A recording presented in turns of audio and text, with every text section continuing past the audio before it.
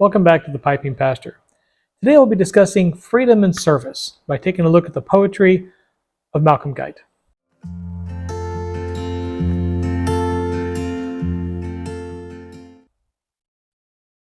Well, today I am smoking my Balkan mixture by Guite and Hogarth and my Whitlock ebony pipe.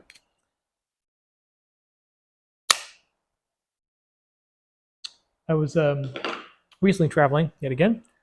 This time I was down in South Carolina doing a wee study.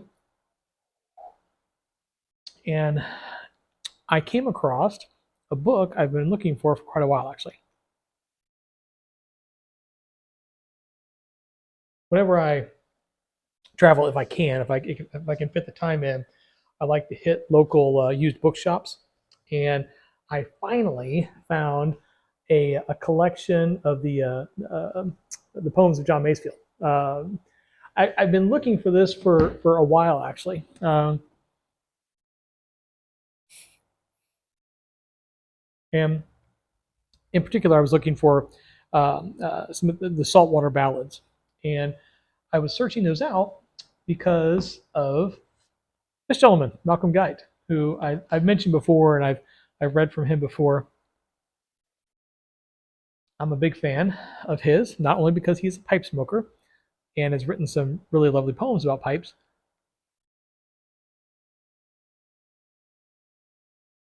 but also because I find his sacred works, I shouldn't say sacred works, his poems about sacred works, to be really engaging, especially this book we're going to read from today, David's Crown.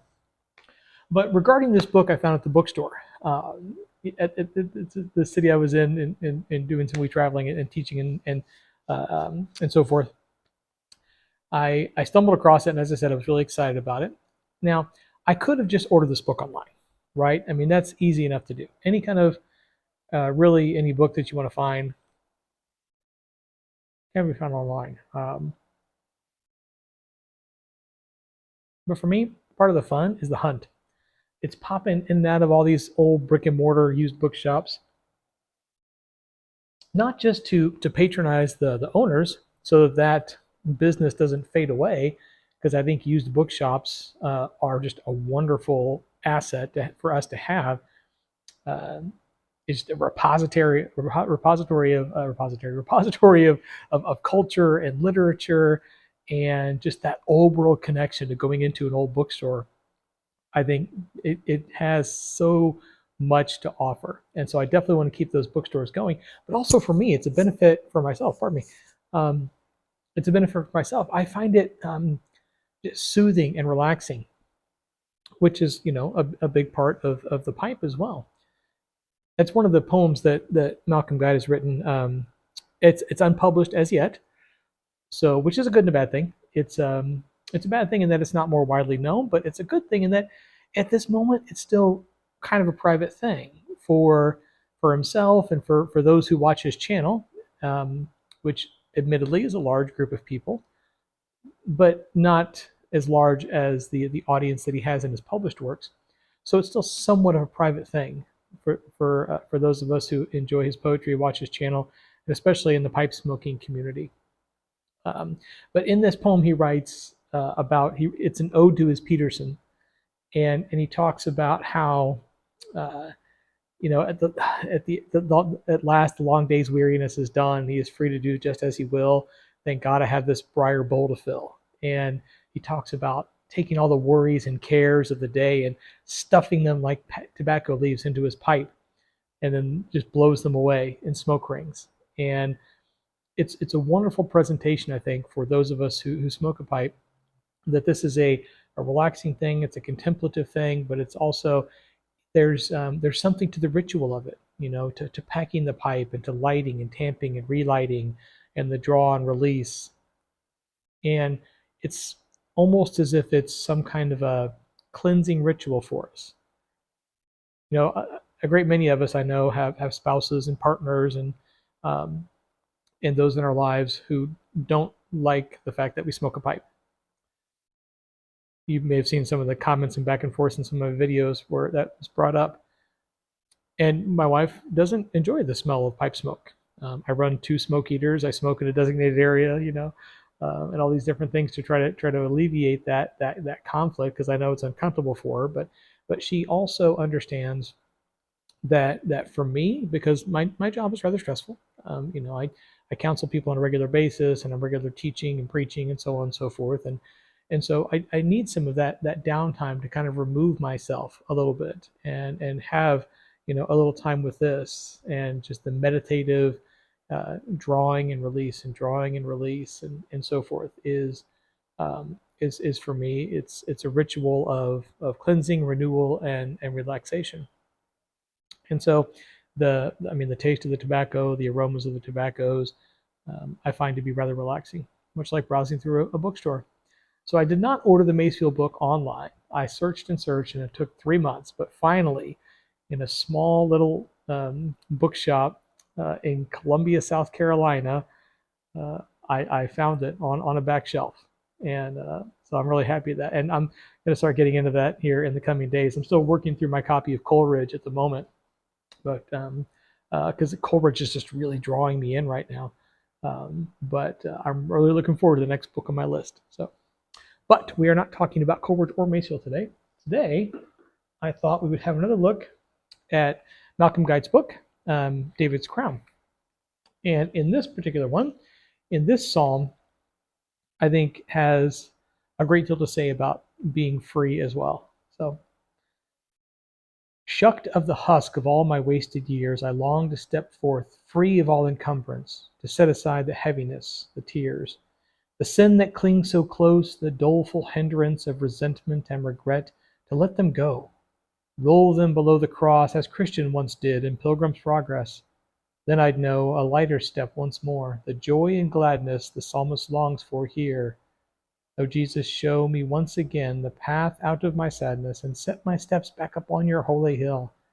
Send out your light and truth to be my witness, and since I cannot climb my own will, abide with me and my will, my strength, the living fountain whence I drink my fill. So, of course, this is of course based on Psalm 43, and it's a wonderful poetic interpretation of it, and just the image that he offers. And of course, he draws the comparison between Christian in Pilgrim's Progress, which if you haven't had a chance to read that, I highly encourage it. It's a wonderful work um, of releasing the burdens at the cross of Christ.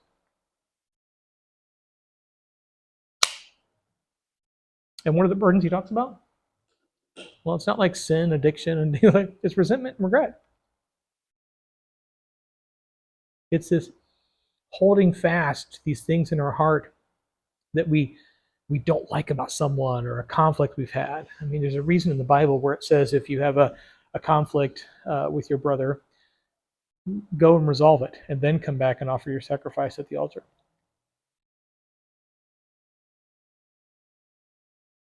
Because when we carry that resentment and regret within us, it weighs us down. That's why I said there's freedom in service to God. In service to God, God takes all of that from us. Because we can lay it at the foot of the cross so that we can run, right? So we can run and not grow weary. We can walk and not grow faint, because that burden that we choose to carry is laid over. Now, why do we choose to carry it? Well, because we like the control. We like the idea that it's our decision to run these things or to forget or not forgive. And in many cases, feel justified in it. Well, so and so did this, so and so did that. There's no way I can forgive them. There's no way I should forgive them. Why would I forgive them? You know, especially if they haven't apologized or if death has taken them and they're beyond apology. We carry that in our hearts. And in the end, it burdens us, it weighs us down.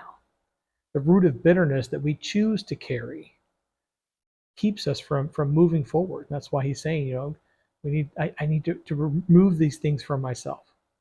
Remove this regret and this anger and this sadness and these tears, and set them aside. And there's something important in there. He doesn't say, well, I'm just going to do this, because that's a difficult thing to do.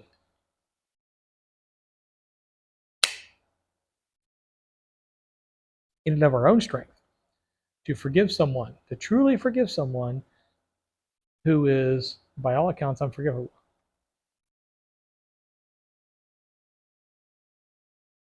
We need the strength of the Lord for that, because in our human nature, we don't want to. We have no desire to. And there's no real sensible way we can think about doing it. That's why the Bible says it's a peace that surpasses understanding, because it doesn't make sense in the human world. Because we don't want to. We can't. And that's where we need the power of God working in us to help us lay that over. Because carrying that resentment and regret just binds us in our own prison. I know especially in my theology talks videos, and I lean pretty heavily on science and religion. I talk about human anthropology, and I talk about evolution, all these various different things that people look at that and say, okay, well, maybe he's too much of a scientific theologian. Maybe he doesn't really get into the whole God working, in our hearts and so on and so forth. And that's absolutely not the case. I 100% believe that it takes the power of the Holy Spirit working in us and through us, and for the love of Christ in us, to move things forward, to set our paths aright. And that's what Malcomb Guite is talking about here in this poem, which is obviously, of course, a reflection of what the psalmist said in Psalm 43. Doesn't matter how smart we are, doesn't matter how much we know, doesn't matter how strong we think we are, or how long we've even been a Christian. In and of our own power, we can only get so far.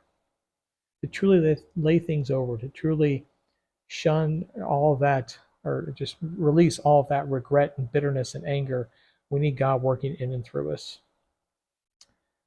Going back to what I kind of started this video with, was talking about, spouses and partners who resent or don't like the fact that we smoke pipes.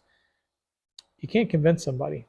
If someone doesn't like the smell, someone doesn't like the habit, someone doesn't like the expense or what have you, you can watch a million different YouTube videos on what smoke eaters to use, and change your clothes and shower and have a smoke lounge outside the house and so on and so forth.